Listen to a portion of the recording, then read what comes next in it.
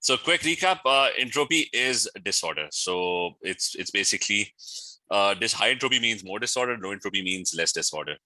So you've got high entropy states, you've got low entropy state, you've got a clean and tidy room, that's low entropy, you've got an untidy room, that's high entropy.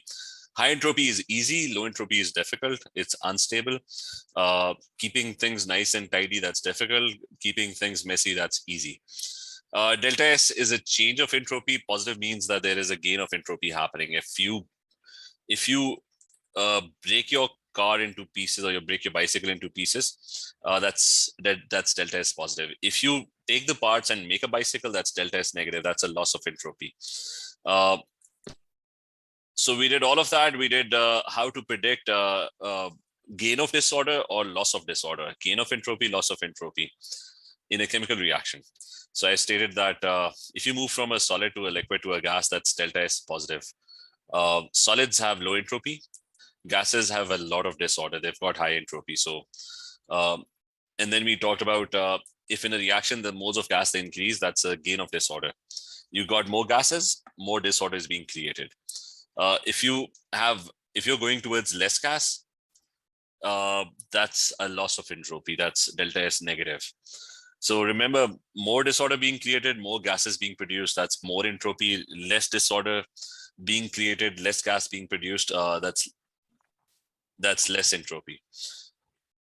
And if the states are the same, I told you to count the number of particles. If the moles increase, that's more disorder. If moles decrease, that's less disorder.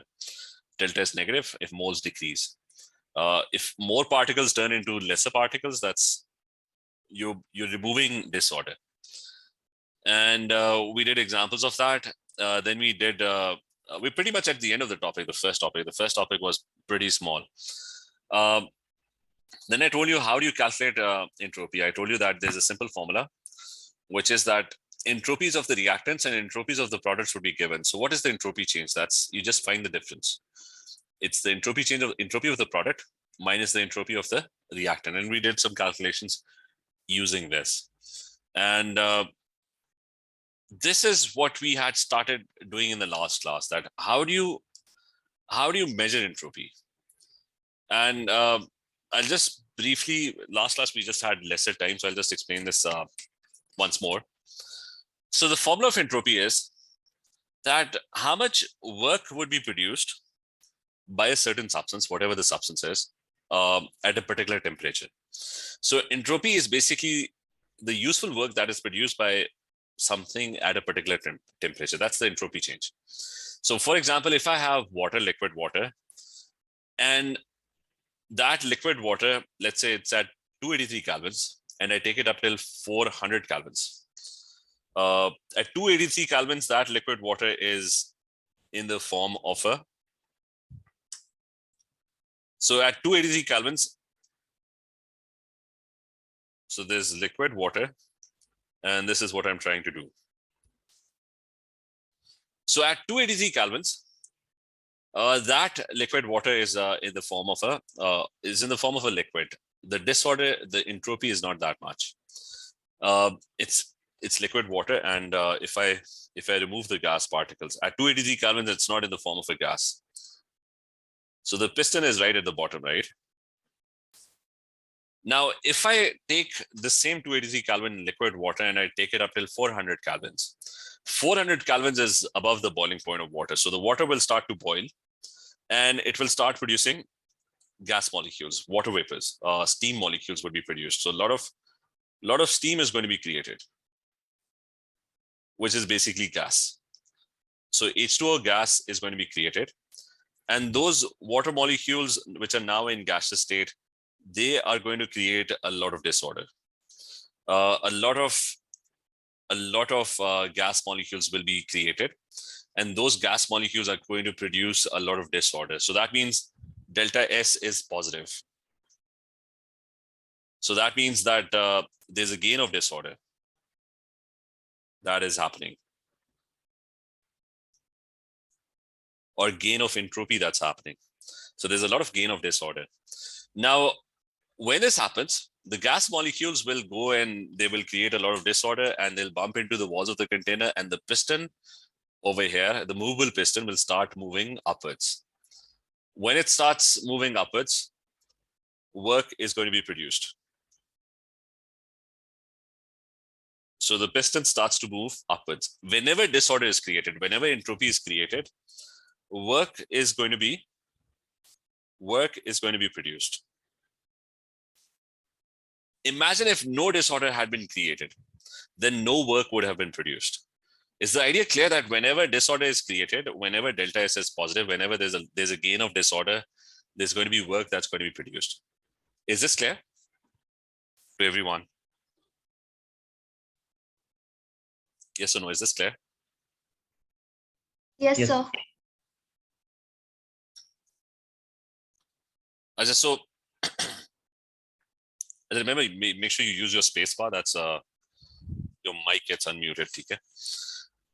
And this is always true. Whenever there's disorder created, so there's going to be work produced. Imagine there's a small firecracker. If that explodes, a lot of work is produced because there's an explosion and things go flying off. So there's a lot of work that's produced. And when work is produced, it's going to be exothermic, right? The work is going to be, exothermic because it's getting produced. So work is energy. So energy getting produced, that means exothermic. Now, focus on this relationship. Focus on the signs first. If delta S is positive, there's a gain of disorder. What about work? Work would be exothermic. So the work produced would have a negative sign. So remember this, that the signs are going to be opposite. Delta is positive, disorder created, work produced. Work produced, that means exothermic, that means negative. So the energy and the entropy, they have opposite signs. Entropy change and the work produced have opposite signs, which is why in the formula, you've got a negative sign over here because these two have opposite signs. Work produced, the entropy change would be positive. So it's the work produced at a particular temperature. If I had increased the temperature even further, more work would have been produced. If I had taken it up till 600 kelvins, there would have been more expansion and the piston would have moved up further up and more work would be produced. So it's the work that is produced at a particular temperature. That is what entropy change is. So is this clear? Is this formula clear to everyone?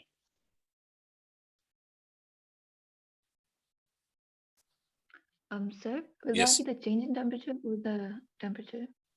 Nee, what's the question? Will it be the change of temperature? I said this thing over here. The thing is that absolute entropies, you assume I just said that it's 283 kelvins, right? You're moving from 283 to 400, right? Basically, you're moving from, whenever you calculate entropy change, you move from 0 kelvins, standard entropy change. That is, you're moving from 0 kelvins, like all the way to 0 kelvins to 400 kelvins, right?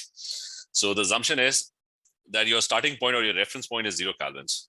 So if I want to calculate the entropy of water at 400 kelvins, basically what I'm doing is I want to figure out that if water was at 0 kelvins and I'm taking it up all the way to 400 kelvins, how much work would be produced by the disorder that's created, right? So what is delta T then? It's 400 minus 0 kelvins, right? So it's going to be 400, right?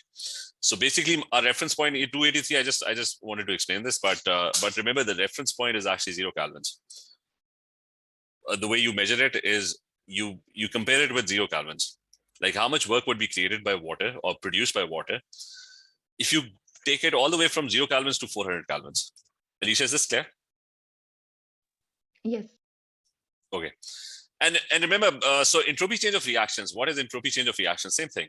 So if I burn petrol, right, I gave this example yesterday that in the car works on entropy change, not on enthalpy change. I explained that if I take an octane molecule, so here was an octane molecule, and I burn it, a lot of disorder is created. Why is it created? Because, one second.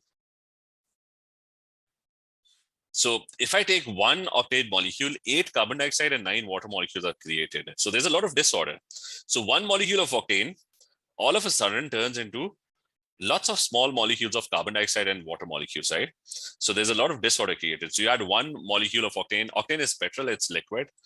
And all of a sudden, it turned into lots of smaller, tiny molecules. And those molecules are gaseous, and they would go and bump into the walls of the container, and they would create a lot of disorder, and which is why the piston would start moving upwards. So work is going to be produced. So the piston in your car is moving. Why? Because there's a lot of disorder being created, not because of the energy. We don't care about the energy that is like if you burn petrol, a lot of heat is produced. We don't care about that heat. We're only interested in how much disorder is created, because that disorder is going to it's going to get converted into work.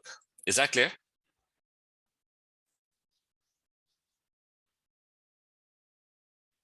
Do you guys this clear? Yes, sir. So this is the background of the formula. Now, about this formula, I'll just explain this, that it's not going to be a linear relation. Do you think that if I keep on increasing temperature, would entropy change increase along with it? Like if you look at this formula, if I continue to increase temperature, like let's take water for example. I mean the same water example.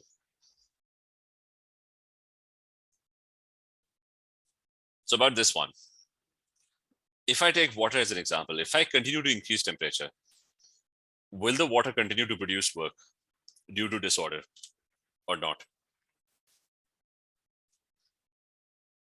Does entropy change happen in a linear way, or does it? And let's start with ice. I'm gonna take ice first. So this is ice at minus 50 degrees centigrade, right? And it's a non-linear relationship, and I'm going to plot a graph for this now. And here's the same ice, and let's say it's at minus 10 degrees centigrade. So I've increased temperature. Has the disorder increased or not? I mean, by just looking at it, is there an increase in this? Is there an increase in disorder by just looking at it? Has any work been produced? The ice looks exactly the same. I mean, let's assume that you have two beakers and both of them have ice. One of them has ice at minus 50, the other one has ice at minus 10. By just looking at it, both of them would look exactly the same. Is that clear? There would hardly be any entropy change. I mean, entropy would change, but there's very little increase in disorder. Very little. Is that clear? Yes. So we can't see it, but it's happening. It's happening, but the reason you can't see it is because it's very little, right? There's a very small increase in disorder from minus 50 to 10. Let's say I take it to I increase the temperature by a further 15 degrees centigrade, right? So now the temperature is 5 degrees centigrade. What do you think now? Is there going to be an abrupt change in disorder now? Now the ice is at 5 degrees centigrade. Will it be in the form of ice? It will be a liquid. Okay, so it will be a liquid. So basically now all of a sudden there's a large increase in disorder, right? So all of a sudden the disorder has increased by a big amount. So large increase.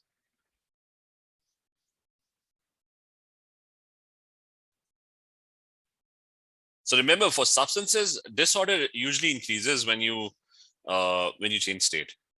So when would there be a massive increase in disorder? At what temperature? At 100? At 100. Now there's going to be a massive increase in disorder. A lot of work is going to be produced. That's why steam engines work on steam, because the pistons will move only when the whole water would turn into. So let's say I take it to 105 degrees centigrade now. So if it's at 105, now there's massive increase in disorder. So all these particles are now flying around and they're in gaseous state. So there's a large increase in disorder. So the point is that entropy change. So this one is going to be a large increase. So remember this, that entropy change as you keep on increasing temperature, it's not a linear function. It doesn't, a lot of times it's not going to happen, or it's going to happen very little, right? Minus 50 to minus 10, hardly any change in disorder. Hardly any work is going to be produced by the system. But when you take it to 105, a lot of work is going to be produced by this thing. So there's a large increase in disorder. Is this point clear? This thing?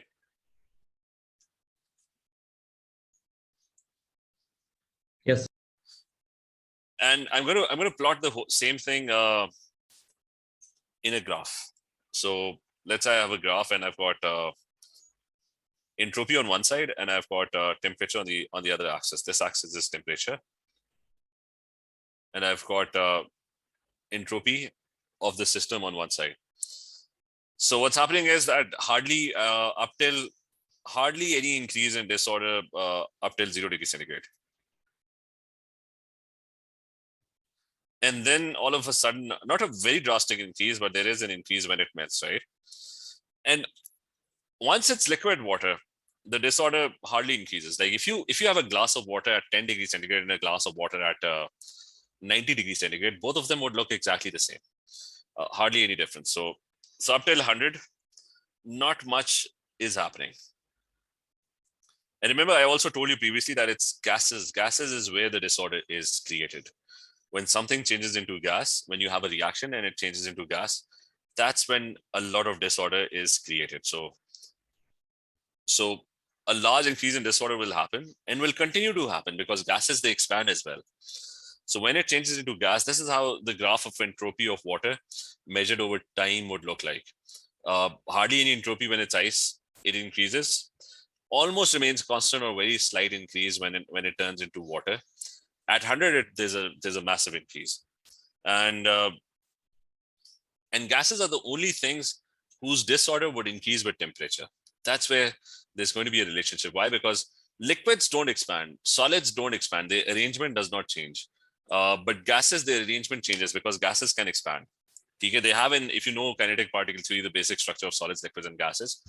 Gases is where the particles would expand. So the arrangement would become more and more disordered. So they expand with temperature, they gain kinetic energy, and they become more disordered.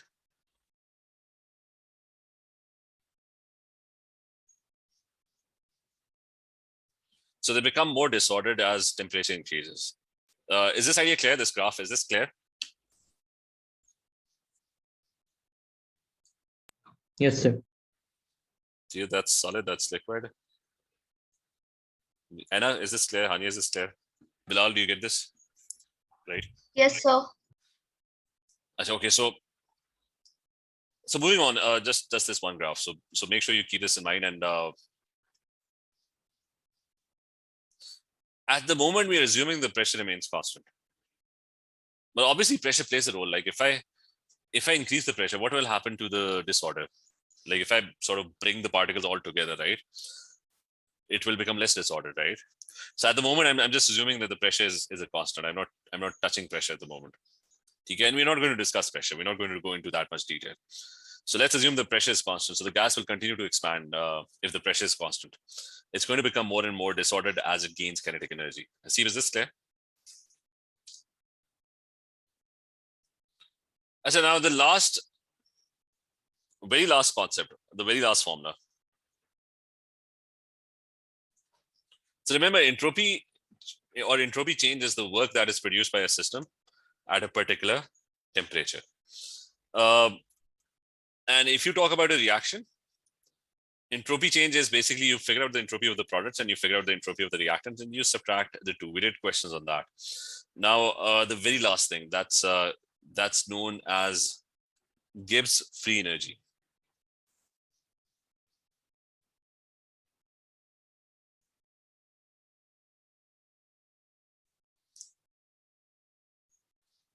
So now what's the Gibbs free energy? It's the total energy available to a system for useful work.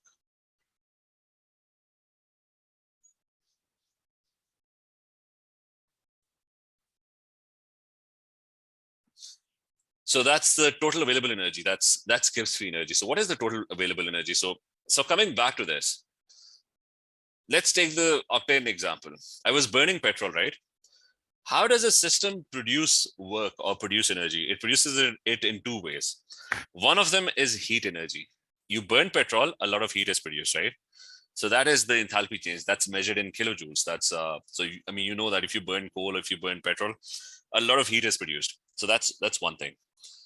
What's the other way that the system produces energy? And that is entropy change. When a lot of disorder is created, that disorder is going to push the system, or it's going to push the piston upwards, right? So a lot of work is going to be produced because of the disorder. So a system will produce work in two ways. One is, so delta G is basically, this is what delta G is. It's the sum of the two. It's the work that is produced due to enthalpy change.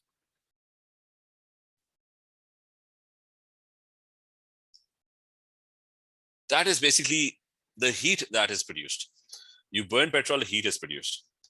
Plus the other one, it's the work that is produced when a disorder is created. So work produced. And why is it produced? Due to delta S. Is the idea clear? Okay, that's the total energy that the system is producing. Burning petrol in a car, that is two ways in which heat or work is produced. Either through entropy change or through the heat that is produced. And that is your Gibbs free energy. That's the total available energy for a system. Is this clear, this concept, this idea? So how would we know how to find delta H and delta S? Okay, so I mean, you know delta H, right? You did all of that in AS, right? You know how to calculate delta H. Is that clear? Yeah. So I'm going to write down the formula now. So you already know. I mean, there are lots of ways to figure out delta H, right? All of your AS, that's delta H, right? How do you figure out the work that is produced due to delta S? We had a formula. We wrote down a formula. I'm going to change that formula now. This was the formula, right? I'm just going to copy this one. This was how we were measuring. So this was how we were measuring entropy change. So I'm just going to turn around this formula and rewrite this. So for example, one second.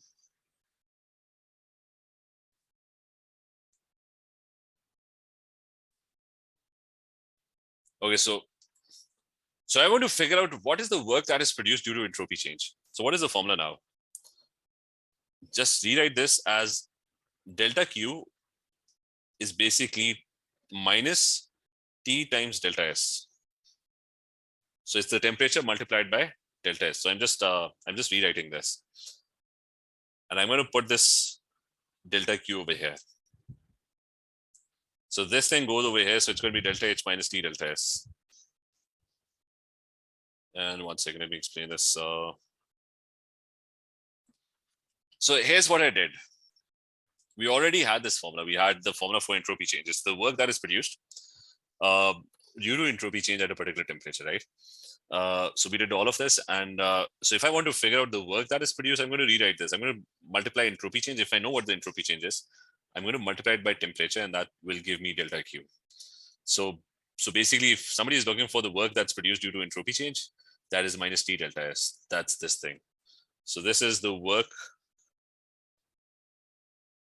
that is produced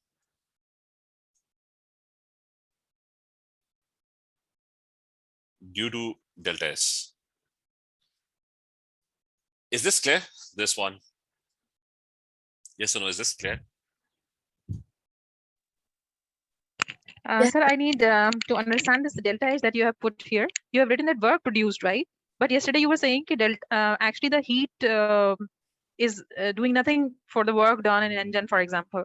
So if we are writing this work produced and work produced, I'm just so saying, work produced due to delta H. In that case, can I explain it this way? Yes. Like, because the bond formation and bond breaking is taking place, which is also a work.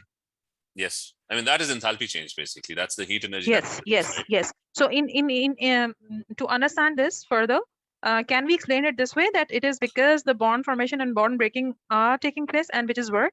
This is the reason why we are writing it work produced. Yes, and this is let me go back to the car engine example, right? So there's work being produced in two ways, right? One is entropy change, and there's a lot of heat being produced as well, right? So there's going to be a lot of heat that would be produced as well, because burning petrol is an exothermic reaction. So a lot of heat is going to be produced as well. Now, what I stated yesterday was that the car basically works because why is the piston moving? Because of the entropy change. The heat is getting wasted. Like, if I want to talk about the total energy that is being produced by the system, so it's the entropy change that is producing work, and it's the heat that is also getting produced. Even though the heat is getting wasted, I don't care about that if it's getting wasted. I just want to know what is the total energy that is produced by the system. Is that clear? So I'm going to if I want to measure the total energy, the energy that is being wasted in the form of heat and the energy that is produced due to entropy change, I'll add both of them up, right? So the car is moving because of the entropy change. The heat is getting wasted. Like in over here, I just want to measure the total energy that is produced by the system. So it's the work that is produced due to heat that is being produced, and it could be consumed as well. It could be endo, it could be exo. It depends on the system, right? And it's the work that is produced due to entropy change. This could also be negative. It could also be positive, right? It depends on what reaction you're talking about. If you take the car example, work is produced in both ways, right? So I'm just summing up both of them. Is that clear? Yes. And on top of that, is this clear that the work produced due to delta H, that's the heat energy that's produced, that's delta H. You already know what delta H is. It's measured in kilojoules. And delta H it's basically bonds being broken, bonds being formed. So there's heat that is either produced or consumed. It could be endo, it could be exo, right? And then there is work that's produced due to entropy change. And that I told you the formula for that is minus T delta S. So I put in minus T delta S in its place. So is this formula clear now? This one? Yes. Bakiyon clear? Is this Alicia, is this clear? Yes. Yes. Okay, so that's your formula. So delta G is the total available energy that the system has or the system produces in both ways. And delta G is going to be in kilojoules per mole. That's the unit. Okay, delta H is, you already know, AS, that's kilojoules per mole as well. T would be in Kelvins, always in Kelvins, remember this. And delta S is in joules. It's joules per mole, joules per Kelvin per mole. It's the work produced at a particular temperature. And if you're talking about standard entropy, that's per mole. So the Kelvin will get cancelled with this Kelvin. So this will have, the only problem over here is that two of the values have a unit in kilojoules. The third one has a unit that's in joules. So make sure you keep the same unit. It's either all of them going to be in kilojoules or all of them should be in joules. If you're trying to calculate delta G, make sure you divide this by 1000 because entropy change is usually in joules. So you have to divide this by 1000. So make sure the units are consistent.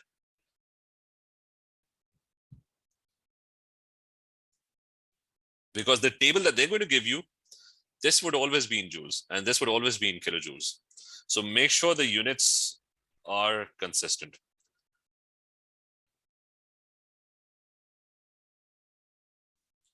Okay, so remember this thing. So either kilojoules, all of them kilojoules, or all of them in joules.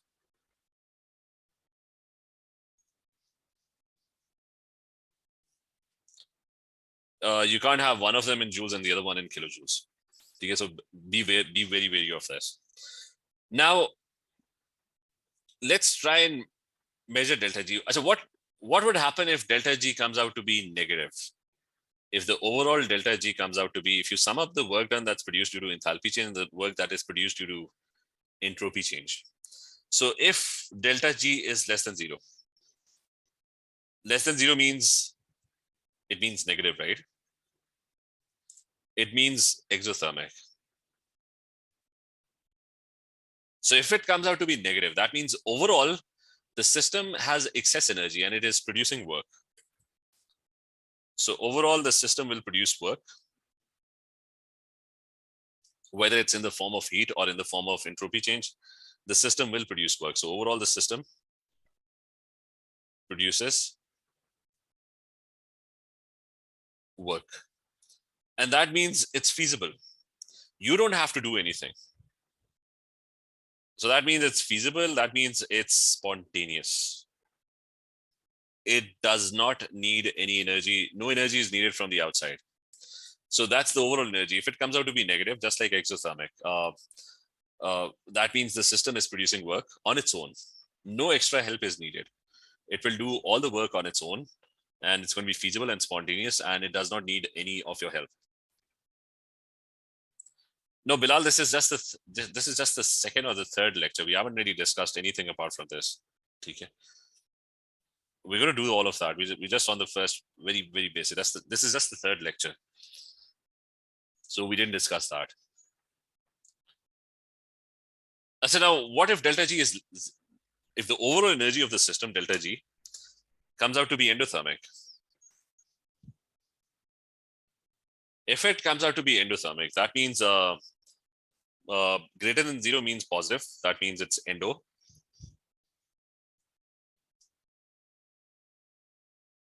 So that means the system needs energy from the outside. It needs help. It's endothermic. So it needs energy. And unless you don't give it energy, nothing is going to happen. So that means it's not spontaneous.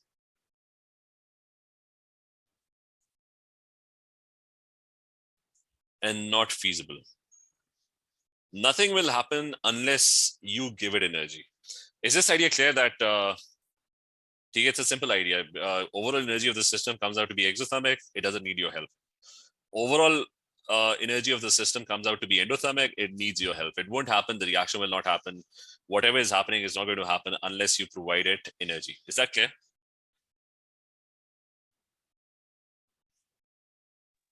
Yes. So the next thing is same. I mean, this is basically the last topic of this subtopic, delta G. So next thing is we're going to first try and predict based on this equation over here. When will a reaction be spontaneous and when will it not be spontaneous? So let's take this reaction. Water is a liquid and it's turning into gas. Is this spontaneous or is it not spontaneous? I mean, you've got liquid water, it's turning into gas. Is it spontaneous or is it not spontaneous? Not spontaneous. Well, it depends on temperature. Like, let's say at 10 degrees centigrade, is it 10? Then let me put that in Kelvins. 10 degrees centigrade is 283 Kelvins, right? At 283 Kelvins, is it spontaneous or not spontaneous? Like at 10 degrees centigrade. Not spontaneous. Not non-spontaneous. So it's not going to happen. Like you take a bowl of liquid water at 10 degrees centigrade, it will not turn into gas. So it's not going to be spontaneous, right? But the same reaction at, let's say, 110, that would be 383 Kelvins, right? So now is this at 110 degrees centigrade? Is this going to be spontaneous or not spontaneous? Will this happen at 110 degrees centigrade? Spontaneous. At 110, it's going to be spontaneous. At 1000 degrees centigrade, this would happen very fast. If the temperature is 1000, you put liquid water into that oven and it will turn into gas spontaneously. All of a sudden, it will turn into gas. So at this point, it's non-spontaneous. That means its delta G at this point is positive. It needs energy. And over here, it's spontaneous. That means the delta G at this point has turned negative. It's become exothermic all of a sudden. So let me explain using the equation now. This is a very obvious reaction. You know that at higher temperatures, this reaction will be spontaneous. At lower temperatures, the reaction will be non-spontaneous. It's a very simple reaction. So I'm going to link it up with the equation. What is the equation that we did? The equation that we did was delta G is equal to delta H minus T times delta S, right? That was what our equation was, right? So let's do the same prediction. I mean, the same prediction, which is pretty obvious. but I'm going to make the same prediction using the equation now. What do you think is the enthalpy change of this reaction? Is it endothermic or exothermic? Guys, is this an endothermic reaction or an exothermic reaction? Endothermic. Okay, that's an endothermic reaction, right? So that means delta H over here has a positive value. I mean, we don't know what the value is, but it's positive, right? Because it's an endothermic reaction. And so what about entropy change? Is this delta S positive or is this delta S negative? Will be negative. Is there more disorder being created or less disorder being created? It will be more. It will be more at higher temperature. So that means the reaction. I said two things about the reaction. The delta H is endothermic, so that's positive, right? And the delta S is also positive, right? Because there's a gain of disorder, right? More disorder being created. Is that clear? I mean, these two things, is this clear? Yes. So now this was not given. We just predicted these two values based on the equation, right? So that means delta S over here is also positive. By just looking at the equation, I was able to figure out the signs of delta H and delta S. Now, one of the term, I mean, delta G is the overall, it's the sum of the two terms. Now think of this very carefully. This is positive. This thing, delta S, which is a positive value multiplied by temperature in kelvins, it's got a negative sign in front of it. So what would that, I mean, what would this thing turn into? The negative sign over here will turn this into a negative value. So one of the components is positive, while the other one, because of the negative sign present, it will actually be negative, right? So delta G is the sum of two things. One of them is positive and the other one is negative, right? I mean, this was positive, but it's got a negative sign in front of it, so it became negative, right? So for a spontaneous reaction, delta G has to be negative. So if I want to make it negative, if I want to make delta G negative, right? Which of the two terms must be bigger in size? I mean, this should be bigger and this should be smaller. Is that clear? Yes. If I want to make this, if I want to make delta G negative, because remember delta G negative means the reaction is going to be spontaneous. So one of the terms is positive, the other one is negative. The positive term must be small in size. The negative term it should be bigger in size. How can I make it bigger? What should be the value of T? Should it be big or should it be small? If I want to make it bigger, it should be big. So if I want to make it big, that means I need to have higher temperature, right? So this is exactly what we predicted over here.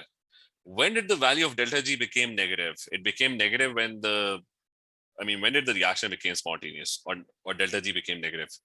At the higher temperature, right? And this is exactly the same thing that we predicted from the equation as well. That if I want to make delta G negative, I should have a higher temperature. If I want to make this reaction spontaneous, I should have a higher temperature. Okay, so I mean the thing was simple, but let me just go through this once more.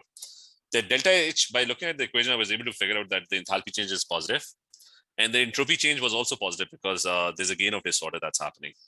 So I was able to predict that this is positive and this value, whatever the value is, I don't care, it's also positive, right? And I was able to figure out that one of the terms is positive, but because of the negative sign over here, the other term is going to turn into a negative value, right? Even though it is a positive value, but it's got a negative sign in front of it, so it will turn into a positive value.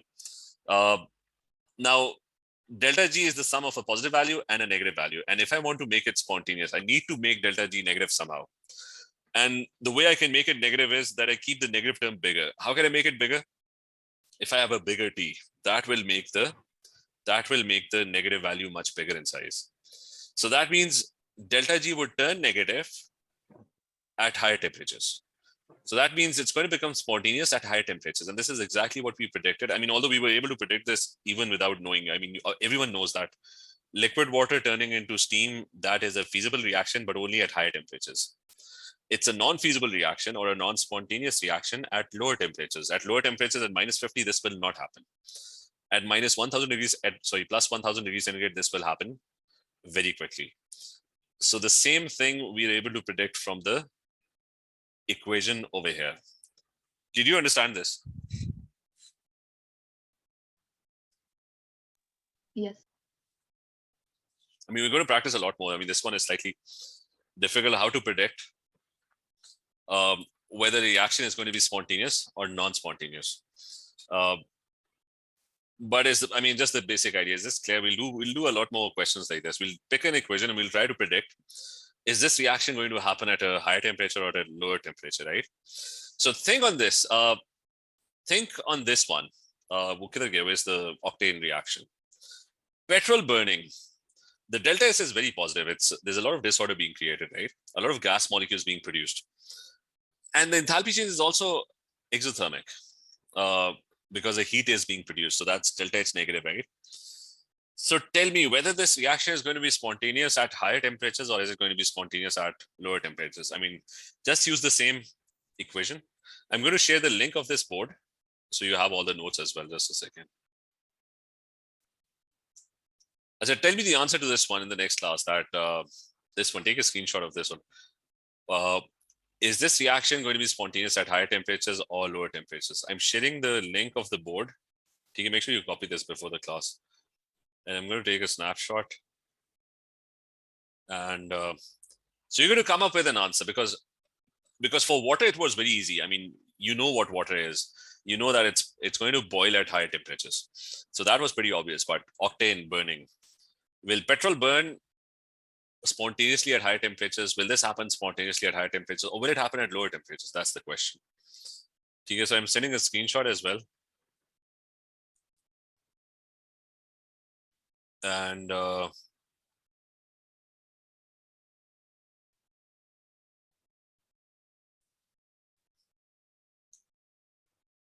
hold on a second.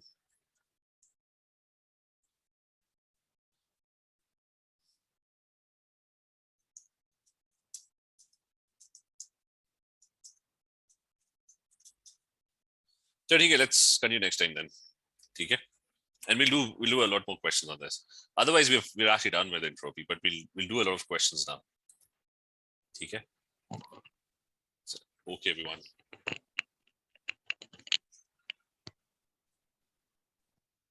May I ask a question, sir?